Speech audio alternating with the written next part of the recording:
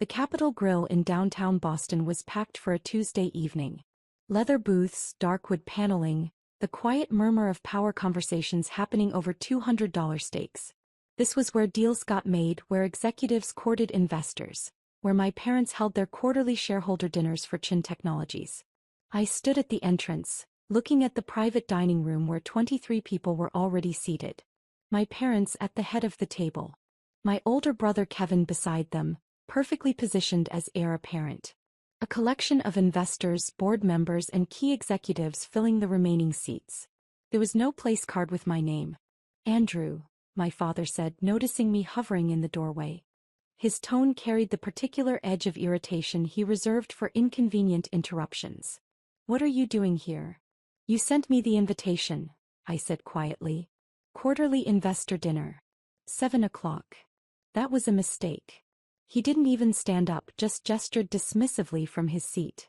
Sarah from my office must have added you to the distribution list by accident. This dinner is for actual investors. My mother looked up from her conversation with the CFO. Andrew, honey, this really isn't appropriate. These dinners are business-focused. You wouldn't understand the discussions. I'm a shareholder, I pointed out. Kevin laughed, the sound carrying across the private room. Andy, you own like what, 200 shares? That's barely worth the paperwork. This dinner is for people who actually matter to the company. Several of the other attendees chuckled politely. I recognized most of them. The venture capital firm that had funded Chen Technologies' Series B expansion, the angel investors who'd believed in my parents' vision back in 2016, the institutional investors who'd joined during the Series C round last year. I own more than 200 shares, I said. Fine, maybe 500. Dad waved his hand impatiently. The point stands. Everyone at this table has invested significant capital in Chen Technologies. Real money. Life-changing money. You're here because you're family, not because you're a serious investor. Mom stood, walking over to guide me away from the dining room entrance. Sweetheart, I know you want to be involved, but you need to understand business dynamics. These people have risked millions. They deserve exclusive access to company updates and strategic discussions. How much did they invest? I asked. That's confidential, she said automatically. Then softening. But between you and me? The smallest investor at this table put in $2 million. Most are in the $5 to $10 million range. That's the threshold for these dinners. I see. You're 27 years old. You work at a nonprofit. That's wonderful, truly, but it means you don't have the kind of capital that earns you a seat at this table. She squeezed my shoulder. There's no shame in that. Not everyone can be a major investor. Kevin appeared behind her, playing the supportive older brother role he'd perfected. Look, little bro, mom and dad are trying to be gentle. But this is embarrassing. For them and for you. These are serious business people. They don't want to spend dinner explaining basic concepts to someone who works in community outreach. I understand the concepts, I said. You think you do, Kevin corrected. That's different. I have my Harvard MBA. I've spent 3 years as VP of Operations at Chen Technologies. I live and breathe this stuff. You help organize food drives. It was true that I worked at a nonprofit. The Boston Community Development Fund, focusing on affordable housing initiatives. I'd been there for 6 years, ever since graduating from Boston University with a degree in urban planning. What Kevin didn't know, what none of them knew, was that I'd founded the organization. And funded it. With $15 million from my first tech startup exit.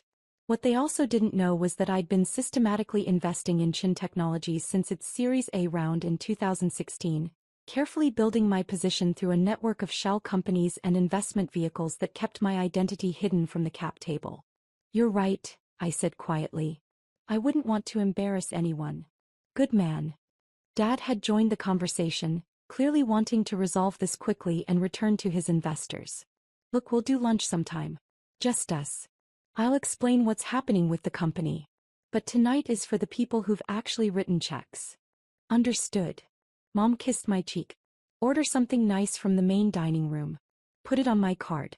And Andrew, maybe think about where you want your career to go. The nonprofit work is admirable, but you're almost 30. It might be time to consider something more substantial.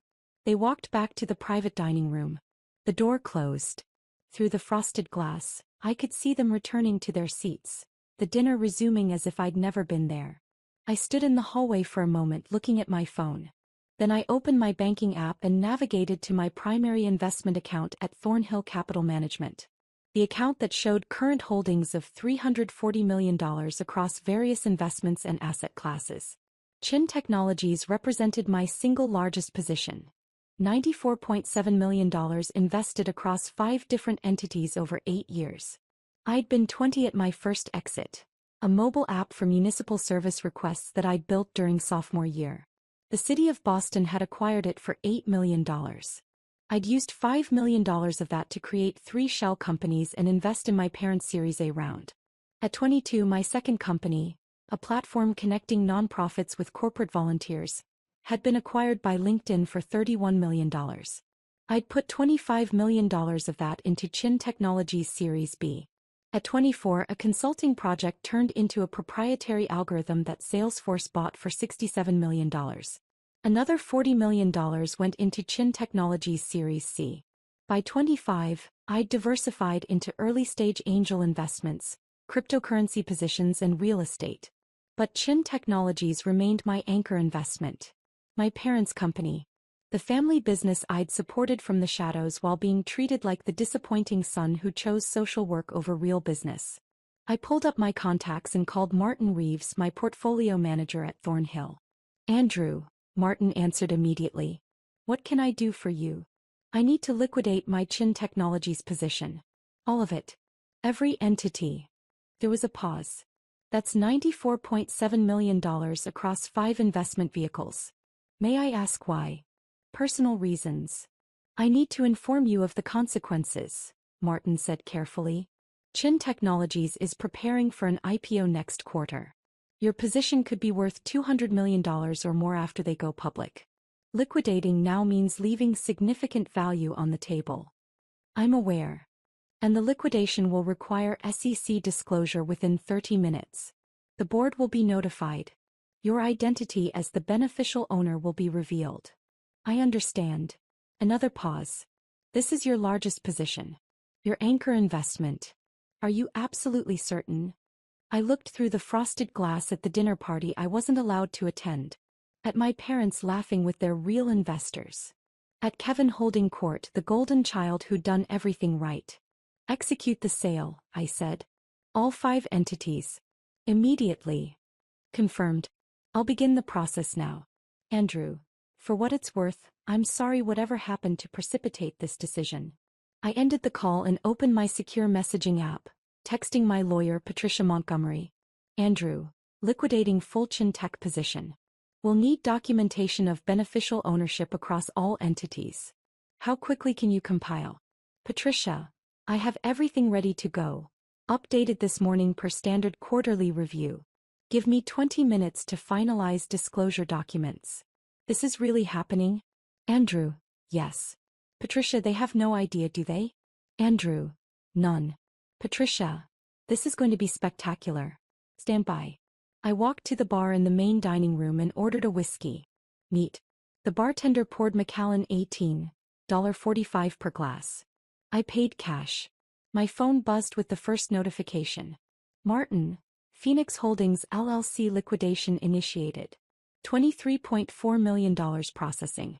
I sipped my whiskey. "Martin, Cascade Ventures LP liquidation confirmed. $19.2 million transferred." The whiskey was smooth, smoky, expensive. "Martin, Sterling Capital Partners sale executing. $18.8 million processing." Through the bar's speakers, Sinatra was singing about doing things his way. "Martin, Redwood Investment Group liquidation complete. $16.7 million transferred." I ordered a second whiskey. "Martin, Summit Equity Holdings final sale confirmed. $16.6 million transferred. Total liquidation, $94.7 million. All positions cleared from Chen Technologies." My phone rang. I didn't recognize the number, but the Boston area code suggested it was someone from the dinner. I declined the call. It rang again. Different number. I declined again. A text message appeared from Kevin. "Call me right now." Another text from my mother. Andrew, we need to talk. Please call immediately. My father. Come back to the restaurant. No. I ordered a third whiskey and pulled up Patricia's message. Patricia. Disclosure documents filed with SEC. Board notifications sent. Beneficial ownership records attached. You're about to become very popular. She'd attached a PDF. I opened it. Chen Technologies Incorporated Beneficial Ownership Disclosure filed pursuant to SEC Rule 13D1. Reporting person, Andrew James Chen. Investment entities and holdings. Phoenix Holdings LC. 2,847,332 shares. $23.4 million. Liquidated. Cascade Ventures LP. 2,334,109 shares. $19.2 million. Liquidated. Sterling Capital Partners. 2,286,477 shares. $18.8 million. Liquidated. Redwood Investment Group. 2,031,055 shares. $16.7 million. Liquidated. Summit Equity Holdings. 2,019,834 shares. $16.6 million. Liquidated. Total position.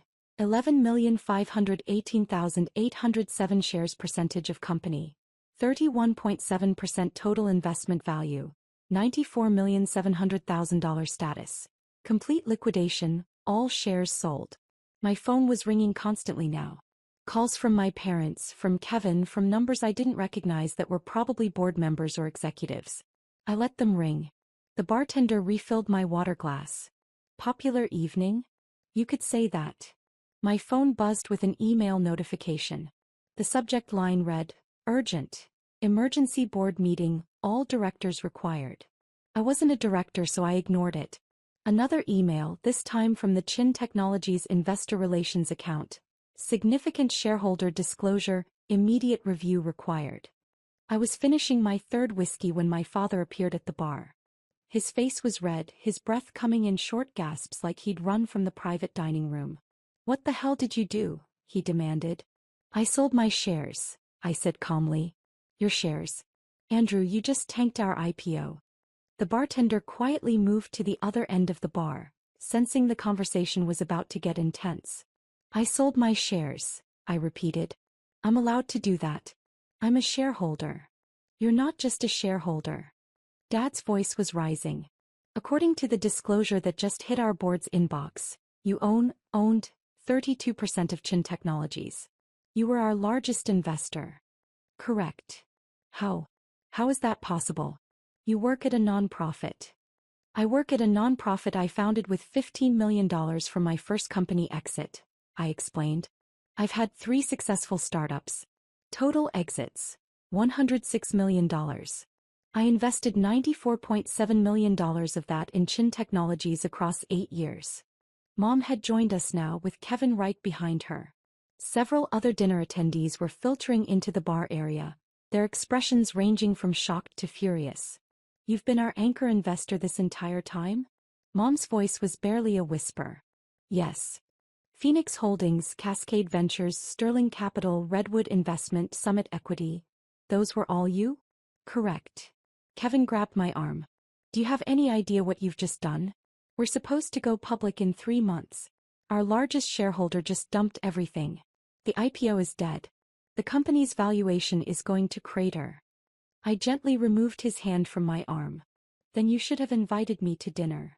The bar had gone completely silent. Even the bartender had stopped moving, frozen mid-pour. Dad's face was cycling through colors, red to purple to an alarming shade of white. You destroyed our IPO. Because you weren't invited to dinner? No, I corrected. I sold my investment in a company whose leadership told me I don't belong at the table. That I'm not a serious investor. That I wouldn't understand business discussions. That I'm an embarrassment. You are embarrassing us. Kevin shouted. Look what you've done. A man I recognized as Robert Chen, no relation but the lead partner from Sequoia Capital who'd led the Series C, stepped forward. Mr. Chen, Andrew Chen, I mean. We need to discuss this rationally. Your liquidation is going to trigger catastrophic consequences. For whom? I asked. For everyone. Robert's professional calm was cracking.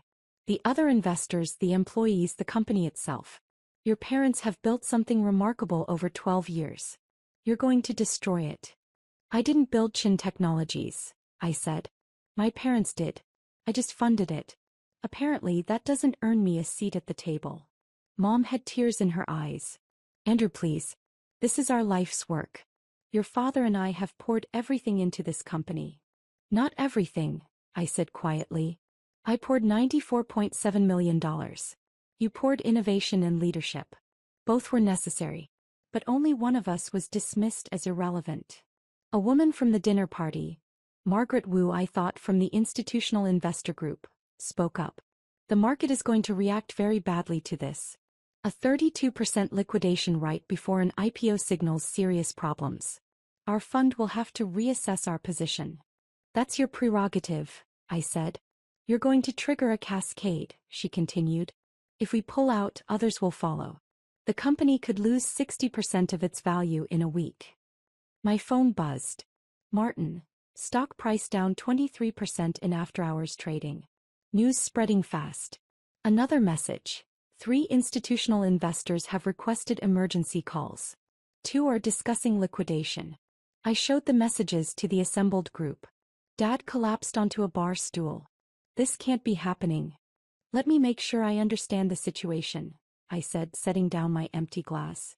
8 years ago, I invested $5 million in Series A when Chen Technologies was worth $20 million. You were struggling for funding. Most VCs had passed. You were 3 months from bankruptcy. No one contradicted me. I invested another $25 million in Series B when the 2020 recession hit and your original investors got cold feet. That funding kept you operational through the pandemic. Mom nodded slowly, recognition dawning. Series C, I put in $40 million to fund your international expansion. And over the years I've provided bridge financing, emergency capital, and patient money that never demanded board seats or operational control. The silent partner, Robert said softly. We always wondered who was behind those entities. They showed up at every critical moment. Never asked questions. Never interfered. Just provided capital when we needed it most. That was Andrew? Kevin's voice cracked.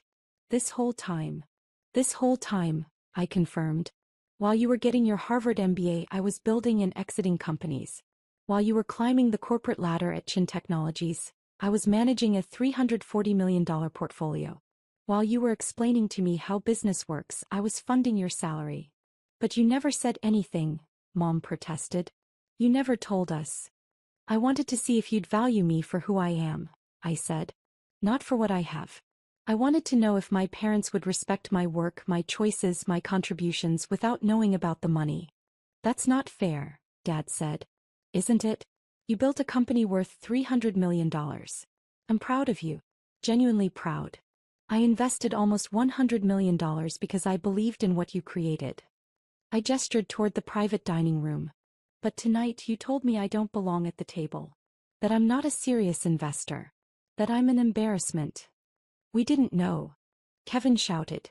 Exactly, I said quietly. You didn't know and you treated me like I was worthless anyway. What does that say about how you evaluate people? If I'm not worth listening to when you think I'm a non-profit worker, but suddenly I'm important when you know I control 32% of your company, your entire value system is broken. My phone rang. I glanced at the screen. Patricia. I answered on speaker. Andrew, the SEC filing is public. Bloomberg just picked it up. TechCrunch is running a story. The headline is, Chen Technologies loses anchor investor ahead of planned IPO. She paused. It's going viral. Thank you, Patricia. Also, I'm getting calls from 3 different law firms representing Chen Technologies investors. They want to know if you're willing to discuss reversing the liquidation. I'm not. Understood. I'll inform them. Another pause. For what it's worth. I'm sorry it came to this. I ended the call. The bar crowd had grown. At least 15 people from the investor dinner were now clustered around, their faces showing various stages of shock, anger, and panic. A younger man I didn't recognize pushed forward. I'm David Huang from Benchmark. We invested $8 million in Series C. Your liquidation just cost us $2 million in paper value, and if the IPO collapses we could lose everything. Then you should ask Chen Technologies' leadership why they alienated their largest investor, I replied. Over a dinner invitation? David's voice was incredulous. Over 8 years of dismissal, I corrected. The dinner was just the final data point in a very long pattern. Robert from Sequoia was on his phone, speaking in urgent tones. He ended the call and turned to my parents. The IPO underwriters want an emergency call. Tomorrow morning. They need to understand the stability of the shareholder base. What do we tell them? Mom asked desperately. The truth, I said. That your largest investor liquidated his position because company leadership told him he didn't belong at the table. That should make for an interesting prospectus disclosure. Kevin's face had gone from angry to calculating. How much would it take to reverse this? Name your price. There is no price. Everyone has a price. $10 million? $20 million? We can structure it as consulting fees, advisory role, whatever you want. I don't want your money, I said. I have $340 million. What I wanted was respect. Basic human respect from my family. But apparently that was too much to ask. Dad finally stood up. Son, please. I'm begging you. Don't destroy what we've built. I'm not destroying anything, I replied. I'm removing my capital from a company whose values don't align with mine. That's prudent portfolio management. Our values. Mom's voice rose. We built this company on innovation and integrity. You built it on my capital, I countered. Capital you accepted for 8 years while simultaneously telling me I wasn't serious enough, smart enough, or business savvy enough to warrant basic inclusion. That's not integrity. My phone buzzed again. Martin, stock down 31%. Trading volume surging. Market expects further drops. Margaret from the Institutional Investor Group was also on her phone. She ended her call with a grim expression. Our investment committee is recommending liquidation. If the anchor investor has lost confidence, we can't justify maintaining our position. No. Dad grabbed her arm. Margaret, please. This is a misunderstanding. A family issue. The company fundamentals are strong. The fundamentals don't matter if the cap table is collapsing, she replied. We invested because we trusted the shareholder base. That trust is gone. Another investor spoke up, James Park from Excel Partners. We're out too. I'm sorry, but we can't take this level of uncertainty into an IPO. We'll be filing liquidation paperwork tomorrow. One by one, the investors began announcing their decisions. $8 million liquidating. $12 million pulling out. $15 million requesting emergency board meetings to discuss exits. In the span of 10 minutes, I watched $67 million in investment commitments evaporate. Kevin had gone pale. This is financial suicide. For all of us. Andrew, you're destroying your own investment. I already liquidated, I pointed out. At $8.22 per share. You'll notice the current after-hours price is $5.67. I exited at a profit. Everyone else is going to take a loss. You knew this would happen, Robert said slowly. You knew liquidating would trigger a cascade. I understood the probable outcomes, yes. So this is revenge. No, I said. This is consequences. There's a difference. Mom was crying openly now. Andrew, I'm your mother. Doesn't that count for something? It counted for $94.7 million, I replied. Which I invested because you're my mother. Because I believed in you. Because I wanted to support the family business. But at some point you have to ask yourself, what's more important? Your son, or the version of your son you wish existed? That's not fair, she sobbed. You're right, I agreed. It's not fair that I had to prove my worth with a 9-figure investment before my own parents would take me seriously. But here we are. Patricia called again. I answered on speaker. Andrew, the story is exploding. Wall Street Journal, Forbes, Financial Times, everyone's covering it. The narrative is, family rift destroys tech IPO. Chen Technologies' PR team is getting destroyed. And? She hesitated. And what? Several of your portfolio companies have reached out. They want to express support. They're offering to invest in your next ventures. They're also saying, and I'm quoting here, "This is why we trust Andrew Chen. He doesn't tolerate disrespect, even from family." The bar crowd murmured at that. "Thank you, Patricia. Send them my gratitude." I hung up and finished my water. Dad's voice was hoarse. "What do we do now?" "You continue building Chen Technologies," I said. "Without me. You find new investors who meet your standards. You explain to the IPO underwriters why your largest shareholder liquidated. You rebuild trust with the market. It'll take time, but you're capable leaders. You'll figure it out." "And you?" Mom asked. "I'm moving my capital to investments that appreciate competence regardless of its packaging," I said. "I have 17 companies in my portfolio that value my input. I'm expanding my angel investing. I'm starting a fund focused on overlooked founders. People who get dismissed because they don't have the right pedigree or background." "People like you," Kevin said bitterly. "People like me," I confirmed. "People who build real things while being told they're not serious enough. People who prove themselves through results, not credentials." Robert stepped forward one more time. "Andrew, I've worked in venture capital for 23 years. I've seen brilliant founders destroy companies over ego. I've seen families torn apart over money. This feels like both." "Then you've misunderstood," I said. "This isn't about ego or money. It's about dignity. It's about being seen. It's about not spending 8 years as someone's safety net while being told you're not strong enough to stand at their side." I stood up, leaving cash on the bar for my drinks and a generous tip. "The liquidation is complete. The SEC filings are public. My position is gone. Chen Technologies will survive or it won't, but either way it's no longer my problem." I walked toward the exit. "Andrew." Dad called after me. "You're still my son. That doesn't change."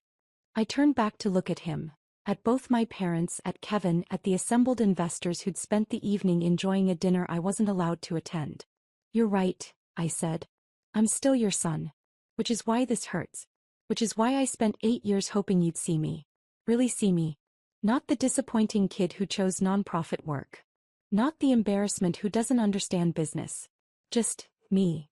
"We see you now," Mom whispered. "No," I corrected gently. "You see my bank balance. There's a difference." I left the restaurant. Outside, Boston's financial district glittered with evening lights. Skyscrapers housing the companies I'd invested in, the startups I'd mentored, the portfolio I'd built while living in a modest apartment in Cambridge and working at a nonprofit. My phone buzzed with a message from Martin. "Martin, final accounting complete. Chen Technologies liquidation profit. $37.2 million on initial $57.5 million investment. 64.7% return over 8 years. Where do you want me to reallocate?" I walked toward the T station typing my response. "Andrew, find me companies founded by people who were told they weren't good enough. People who built something despite being dismissed. People who proved that competence doesn't require permission. Martin, I know at least 12 companies that fit that profile." Setting up calls. Another message, this time from Patricia. "Patricia, your parents' lawyer just called. They want to discuss a settlement. They're offering board positions, equity adjustments, whatever it takes. Andrew, tell them to save their energy. The capital is gone. The relationship was gone 8 years ago. I just finally accepted it tonight." Patricia. Understood. "For the record, I'm proud of you." I descended into the subway station, leaving behind the restaurant, the dinner, the family that had finally seen what I was worth. But only after it was too late to matter. My phone rang one last time. "Kevin." I answered. "I hope you're happy," he said, his voice tight with rage. "You just destroyed 12 years of work because your feelings were hurt." "No," I said calmly. "I removed my investment from a company that demonstrated it doesn't value its stakeholders. That's not emotion. That's fiduciary responsibility. You're going to regret this." "Maybe," I acknowledged. "But probably not. See, Kevin, I spent 8 years regretting being born into a family that only valued me for credentials I didn't have. Tonight I stopped regretting that. Tonight I chose to value myself on my own terms." "That's selfish." "It's self-preservation," I corrected. "There's a difference." I ended the call. The train arrived. I boarded, finding a seat by the window. Around me, people were living their lives. Students studying, professionals commuting, couples planning their evenings. None of them knew that I'd just liquidated $94.7 million and triggered the collapse of a billion-dollar IPO. None of them knew that I'd spent 8 years funding my family's success while being treated like their biggest disappointment. None of them needed to know. Because the best revenge isn't destruction. It's indifference. It's walking away from people who don't see your value and finding people who do. It's taking your $340 million portfolio and investing it in founders who understand what it's like to be underestimated. It's building something new on your own terms without waiting for permission from people who'll never grant it. The train crossed the Charles River and I watched my reflection in the dark window. A 27-year-old nonprofit worker who'd just reshaped the Boston tech landscape with a single phone call. My family had built Chen Technologies. I'd funded it. And now I'd freed myself from it. The family business would survive or collapse on its own merits. But I was done being the invisible foundation that no one acknowledged until it cracked.